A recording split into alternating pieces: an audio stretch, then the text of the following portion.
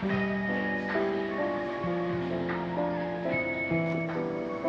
错，我喝起来有啤酒的口感。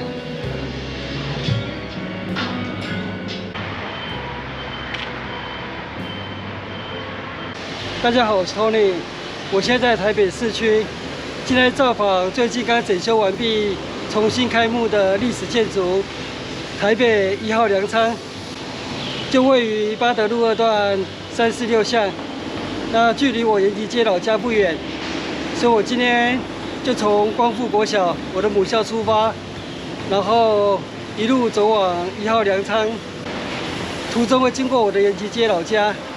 今天我不是一个人旅行，是我小女儿陪我旅行，我带她去看我的延吉街老家，不过已经没有老家了，现在是遗址。这条马路就是我小学上下学的路，以前是三张里铁路支线，也称四四兵工厂铁路支线，通往四四兵工厂，就是日本时代的日军陆军仓库。前面是我的小女儿，我们从捷运站穿越忠孝东路，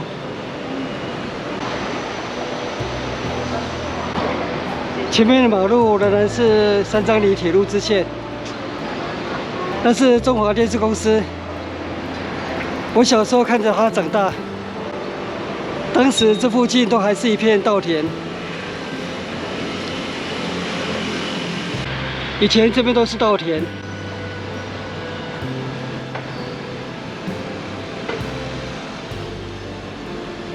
华视的这边，在民国50几年也都是大片的稻田。景福宫，我阿公是创办人之一。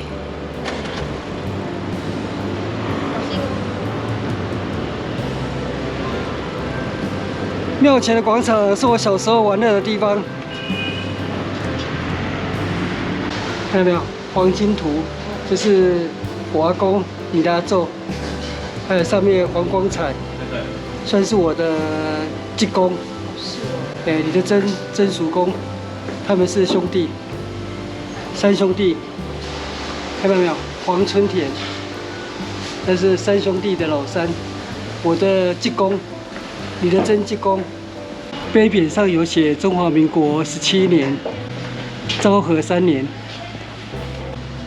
神龛这2尊是开基土地公、土地婆，算是看着我长大的土地公、土地婆。这边是景福宫广场新建捐献者方名，我的2个伯父还有我父亲的名字都在上面。我阿公黄金图先生在日本时代是这里的保镇里长，所以他当时倡导新建。应该说是修建景福宫，更早以前应该也是有庙宇。对面就是我的老家，延吉街54巷，现在已经变市民大道了。昔日的延吉街54巷，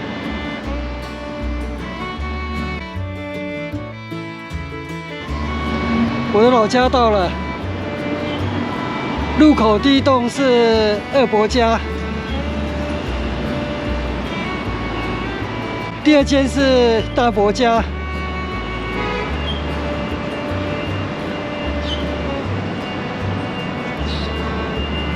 我家在这里，只剩遗址而已。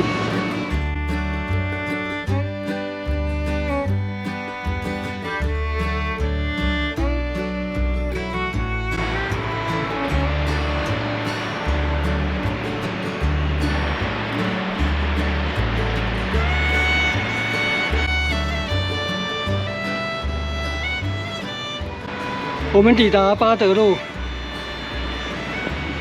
八德路旧称中正路。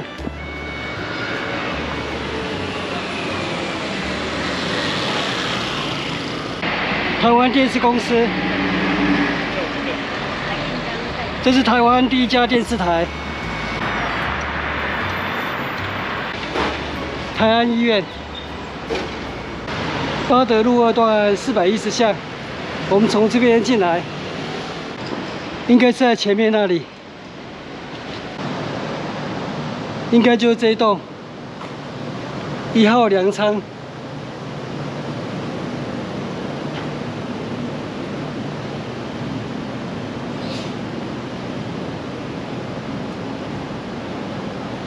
先拍一下外观好了，待会再进去。这是1944年日军设立的战备粮食仓库。这是当时台北市设立的第一座粮食仓库，所以命名为1号粮仓。事实上，现在台北市内湖区也有统治仓，也是粮仓。不过那时候内湖区还不算是台北市的范围，所以这里是当时台北市设立的第一座粮食仓库，主要是担心美军轰炸台北市对外桥梁，万一桥梁中断的时候，那台北市可能就会有缺粮危机，所以在这边设立了战备的粮食仓库。历史建筑1号粮仓，我们现在要进去了。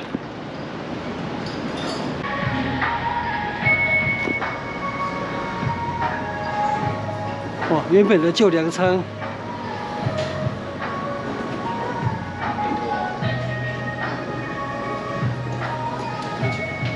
现在变成是很精致的咖啡厅。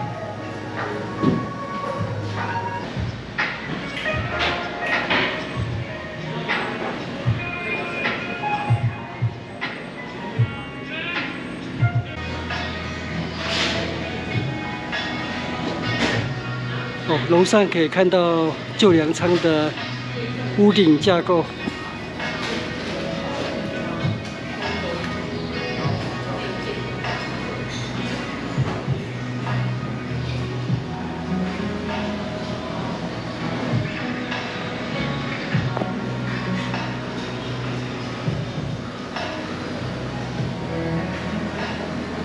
日本的粮仓。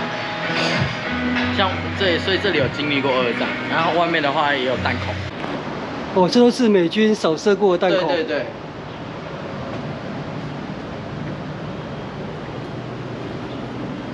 哇，这边更明显。嗯。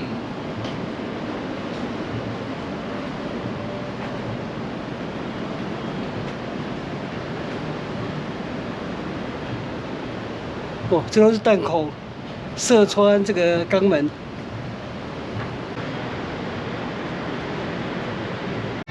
然后这边主打是来这边喝茶的。哦，主打是以茶点为主，对对对，以茶入菜，以茶入酒，以茶入酒。对，这是我的茶饮，四季春，不知冬。是我刚一开始介绍错了，这里不应该说是咖啡厅，而是新式茶饮店。像这里就没有卖热咖啡，而是主推茶饮。强调以茶入菜，以茶入酒。这是包种香片皮茶，皮对，就是喝起来有啤酒的口味，但是是没有酒精的。它就是茶味地。我也好想喝一口，喝啤酒又不用担心酒驾。不错，我喝起来有啤酒的口感。好，现在来喝我的不知冬。妈没有来，我有冬天的感觉。虽然我是不懂美食，但是我觉得蛮好喝的。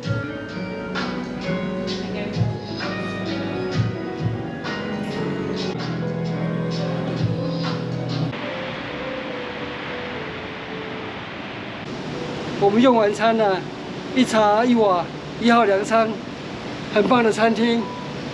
那我们今天的1号粮仓之旅就到这边结束，谢谢收看，我们下次见，拜拜。